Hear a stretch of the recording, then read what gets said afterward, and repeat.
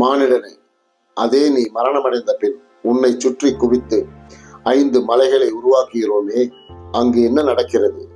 குழு குழு என்று காற்று, பனி, சுற்றுலா தலங்கள். நீ கோடை விடுமுறைக்கு ஊட்டிக்கு போகிறாய் என்று இனி சந்தோஷம் கொள்ளாதே.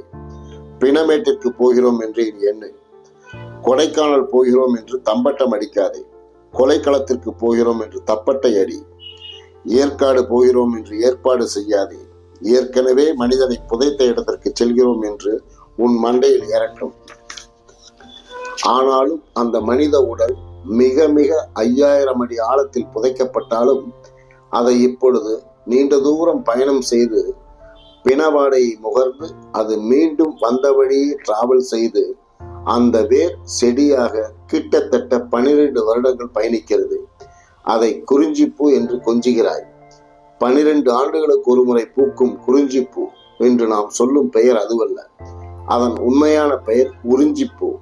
வேர் அடிவரை சென்று உறிஞ்சி பின் மலரக்கூடிய மலர். அது அடிவரை சென்று உறிஞ்சி வர 12 வருடங்கள் பிடிக்கும் என்பதே உண்மை. அது உறிஞ்சிப்பூ.